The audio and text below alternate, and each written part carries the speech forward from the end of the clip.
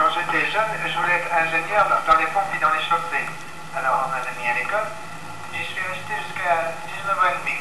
Parce que j'avais eu du mal à avoir mon certificat d'études, alors mes parents m'avaient poussé un peu. Ben, à l'école, on n'étudiait pas tous pour être ingénieur dans les pompes et dans les chaussées. Non. Moi, j'étudiais ça parce que j'avais la salle dans ça, c'est pas le génie, l'initiative. Ben, il y en a d'autres qui étudiaient l'anglais parce qu'ils voulaient aller en Angleterre, d'autres qui étudiaient l'algèbre parce qu'ils voulaient aller à Alger. Enfin, je ne sais pas si vous avez été dans les grandes écoles, mais c'est comme ça que ça se passe.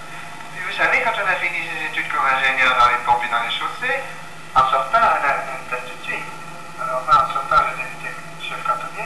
Alors là, j'avais une initiative. J'avais 3 cantonniers sur mon commandement. Je calculais, vous savez.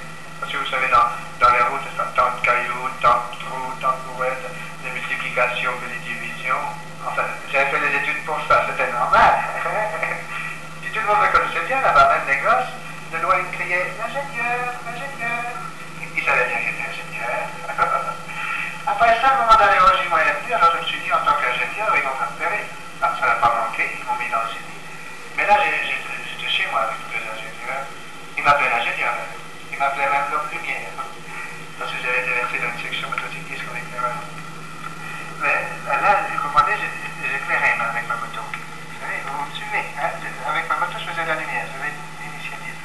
Mais un jour, j'étais embarrassé parce que ma moteur était en panne. Parce que moi, j'ai fait mes études dans les pompes et dans les chaussées, mais dans le moteur, non.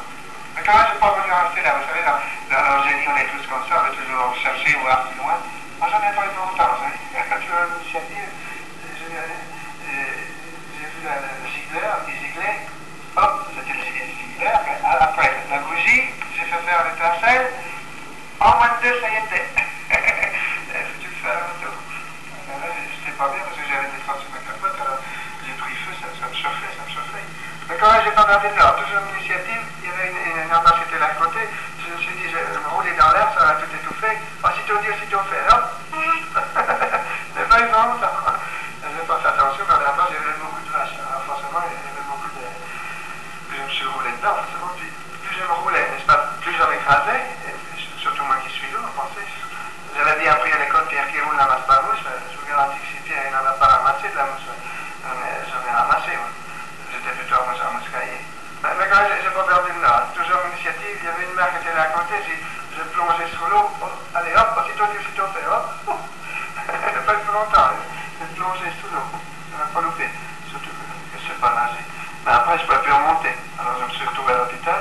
Puis le docteur il me dit, alors, c'est qu'ingénieur, tu t'es jeté dans l'eau, puis tu brûlais, tu as dû être transi. Alors j'ai dit, non, docteur, j'étais bien couvert.